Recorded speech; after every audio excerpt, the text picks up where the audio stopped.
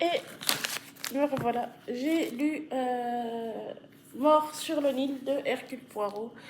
Donc c'est Mademoiselle Linette qui embarque sur le Nil avec son fiancé, entre guillemets. Euh, et normalement, ils doivent faire un voyage de noces. Et lui, le fiancé de Mademoiselle Linette, il va se retrouver à bord avec son ex qui va débarquer, là, un peu berzingue, elle est un peu folle.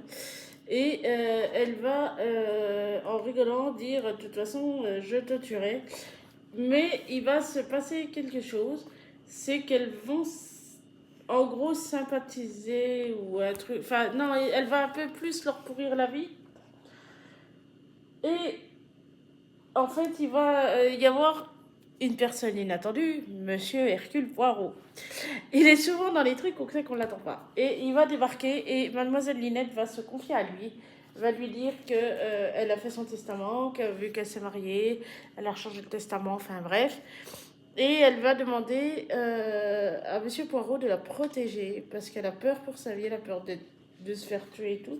Et lui, il va remettre une couche, le mari, entre guillemets, puisque en fait, il n'a jamais oublié l'ancienne l'ancienne personne avec qui il était. Il en a toujours plus ou moins été amoureux, enfin bref. Et c'est lui, en fait, Hercule Poirot, en enquêtant, il va s'apercevoir que c'est le mari qui a tué sa femme pour toucher l'héritage. C'est une histoire d'héritage. Et pour partir avec son ancienne compagne. Et du coup, à la fin, ils doivent être. Lui doit se faire emmener pour être soigné puisqu'il a pris une balle, enfin bref. Et elle va demander l'autre, je ne sais plus comment elle s'appelait, donc l'ancienne compagne qui est pas morte, qui est toujours en vie, de vouloir l'accompagner et de lui dire au revoir, enfin bref. Et elle va avoir un flingue sur elle. Et elle va. Donc ils vont se suicider tous les deux en fait. Elle va le tuer et elle va se suicider. Elle a raison. De toute façon, elle est condamnée à mort. Donc elle est pendue. Donc elle a raison. Qu'elle se tue, elle gagne du temps. Et il n'y aura pas de procès.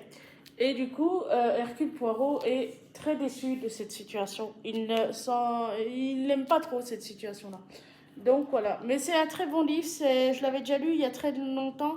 Et en fait, comme j'ai déjà dit, je me suis aperçue qu'il y avait une continuité, donc qu'il y avait un début et que celui-là n'était pas le premier tome, était un autre tome, je crois que c'est le...